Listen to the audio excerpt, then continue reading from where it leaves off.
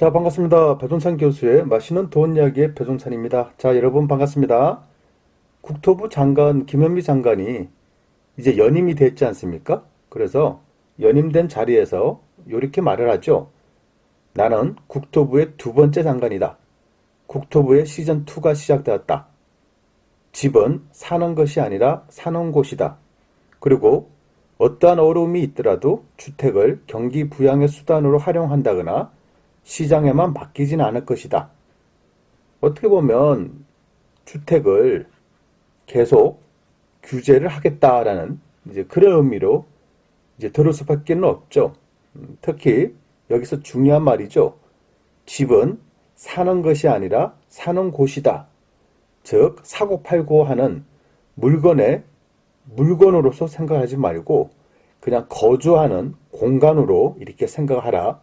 이제 그러한 말이 이제 핵심이 되겠죠. 그래서 이렇게 언론에 나오게 되면 반응은 세 가지 반응이 이렇게 흘러나오죠. 먼저 주택이 없는 사람들 입장이라면 잘한다, 맞다, 맞아. 집은 사는 곳이지 집을 사고 팔고 하는 것은 아니다. 잘한다, 잘한다 이렇게 응원을 하겠죠. 그리고 유주택자 입장에서는 글쎄 집은 사는 곳은 맞아. 그런데 이 집이라는 거는 또 사고팔고 할 수도 있는 거 아니야? 즉 집은 사는 것도 될 수 있잖아? 라고 생각하는 거죠. 그리고 이 나머지 사람들, 보통 사람들의 생각은요. 그냥 아무 생각이 없어요. 국토부 장관이 집은 사는 곳이라고 말을 하든지 또 사는 것이라고 말을 하든지 뭐 나하고는 전혀 별개의 세상이죠. 대부분의 사람들은 정부가 무슨 말을 하든 아무 생각이 없다는 얘기예요. 근데 어떻게 보면 이 김현미 장관의 말에 뭐 반대하고 싶은 마음, 그런 마음도 없어요. 왜냐고요? 그것은 바로 왠지 모르게 집은 사는 곳이지 사는 것하고는 좀 관계가 있지 않나라고 이렇게 생각할 수도 있어요. 또 이러한 것을 뭐 공격적 투자 성향이냐 아니면 보수적 투자 성향이냐, 즉 투자 성향의 문제, 이거로 볼 문제는 아닌 것 같고요. 그냥 인간이 가지고 있는 심리는 집이라는 그 자체는 그냥 편안함을 가지고 있는 거, 이런 보수적 성향을 띠고 있기 때문이지 않을까라고 생각합니다. 자, 그러면 사는 곳이 무엇인지부터 먼저 차근차근 하나씩 한번 알아봐야 되겠죠? 먼저 사는 곳입니다. 우리가 원시시대 때 아주 먼 과거로 한번 생각해 보시죠. 뭐 그 당시에는 집이라는 개념이 없었지 않습니까? 그냥 동굴 속에서 이렇게 생활하는 거죠. 그러면 왜 동굴 속에서 생활을 하냐? 여기는 사는 곳이기 때문이에요. 즉 비를 막아주고 바람을 막아줄 수가 있죠. 그리고 짐승들을 좀 막아줄 수도 있는 거고, 또 무엇보다는 자기네 동족이 아닌 사람들, 즉 다른 동족의 침입에 대해서 이렇게 막을 수 있는 공간, 그러한 공간이죠. 이러한 공간이 우리가 정통적으로 생각하는 집은 사는 곳이라는 이러한 이제 설명이 가능하겠죠. 이제 그 속에 보면 이제 이 벽화라는 게 또 나오지 않습니까? 그래서 벽에다가 막 뭐 소도 그리고 뭐 양도 그리고 뭐 사슴도 그리고, 그래서 이 원시인들은 꿈을 꾸는 거죠. 내일은 사슴을 잡을 거야. 그리고 배부리 먹을 거야. 그런 꿈을 꾸면서 사람들이, 그 원시인들이 잠을 잤겠죠. 어떻게 보면 희망을 꿈꾸면서 잠을 잤다. 이런 곳이 바로 사는 곳이죠. 어떻게 보면 이 벽화를 보면 저는 이런 벽화 자체가 소통의 시작. 즉 지금 유튜브가 굉장히 유행이지 않습니까?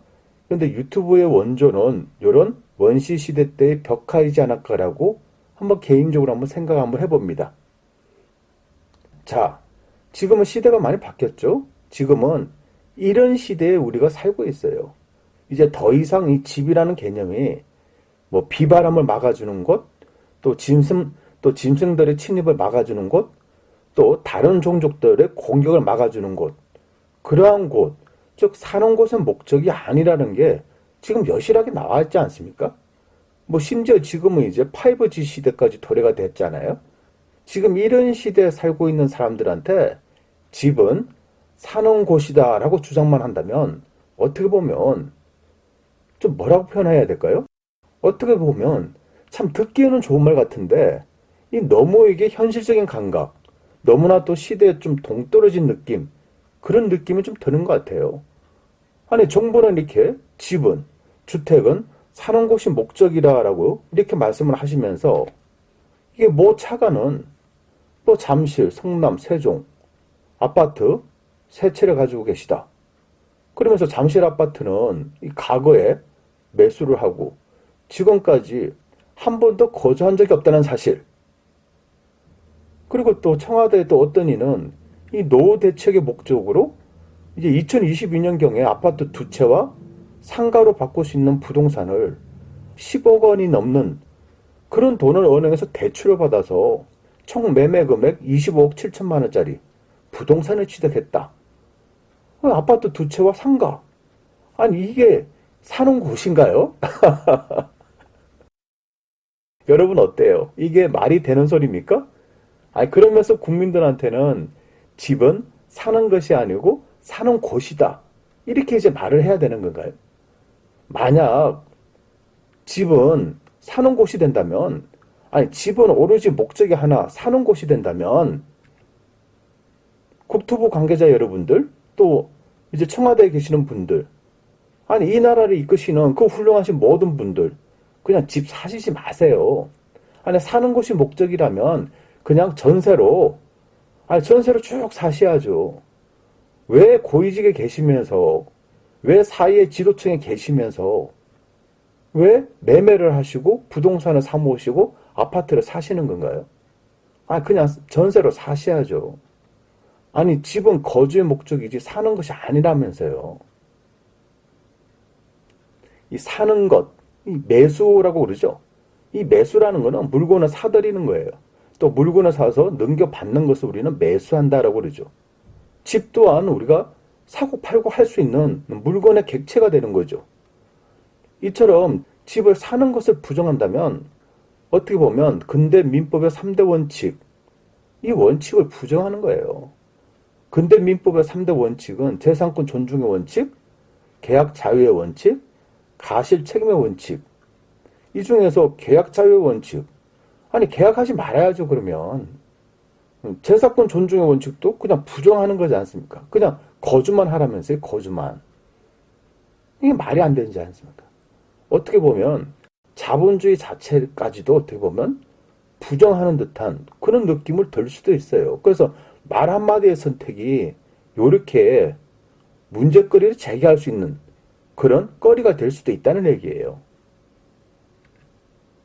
1592년 임진왜란 때 선조는 이 한양을 포기하고 개성을 지나 평양, 또 평양을 포기하고 의주까지 어차하면 그냥 중국으로 도망가기 위해서 어주까지 그렇게 도망을 갔지 않나요? 그리고 1950년 6.25 전쟁 때 이승만 대통령은 서울을 포기하고 대전으로, 다시 대구로, 다시 부산으로 그렇게 갔지 않습니까? 그렇게 후퇴했지 않나요? 그런데 요 당시에 공통점이 하나 있죠.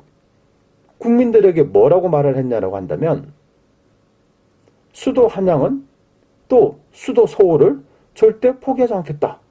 아니, 한양을 포기하지 않겠다면서요. 그리고 개성을 지나 평양을 지나 의주까지 도망갔지 않습니까? 그리고 서울을 포기하지 않는다면서요. 그날 밤에 라디오 방송으로 본인들은 도망을 가면서 라디오 방송은 우리 국군은 절대 서울을 포기하지 않겠다. 국민 여러분 동요하지 말고 제자리에 지켜주십시오. 이렇게 방송하고 한강철교를 지나 도망갔지 않습니까? 그리고 한강철교를 폭발시키고 멀리 가실 필요도 없죠. 세월호 선장을 보면 또 알 수가 있지 않습니까? 배는 침몰하면서도 학생들한테는 이렇게 방송이 나가죠.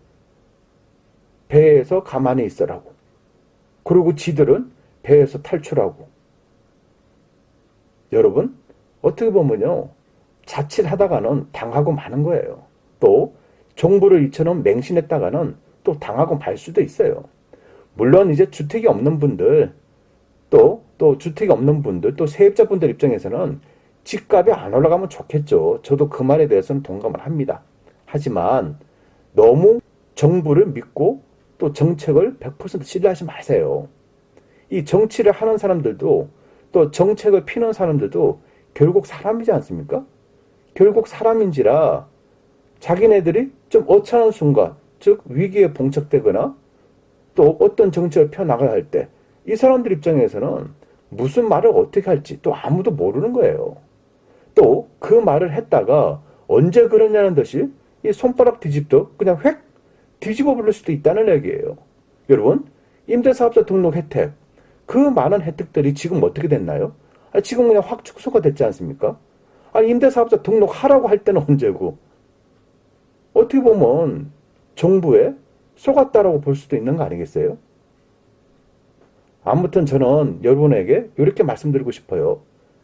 주택에 관해서, 집에 관해서 정부가 무슨 말을 하든지 간에 집은 거주의 목적 플러스 투자의 목적이라는 거예요. 지금 현재 삶을 살아가는 어떤 누구가 집을 거주의 목적으로만 좋아하라고 한다면 그 사람은 집으로 인해서 재테크를 하지 못하는 사람이에요. 어떤 사람들은 집은 거주의 목적 플러스 투자의 목적이다라고 해가지고 이사도 몇 번 다니고 또 이왕이면 많이 오르는 곳으로 옮겨 타고 그런 사람들 재산을 보세요. 재산이 월등히 많지 않습니까? 그럼 여러분은 무엇을 선택하셔야 돼요? 집은 그냥 거주의 목적이다? 집은 사는 곳이다. 이렇게만 생각하실 건가요? 집은 그냥 거주의 목적이다. 이런 식으로 해가지고 주택 가격을 잡으려고 하는 그런 정부의 정책에, 정부의 말에 너무 휘둘리면 당하면 안 된다는 얘기예요. 필요하다면 여러분은 주택을 사셔야 돼요. 그게 거주의 목적 플러스 투자의 목적이라면 이렇게 여러분들이 접근을 하셔야 된다는 얘기죠. 이상까지 배정찬 교수의 맛있는 도움이었습니다. 감사합니다.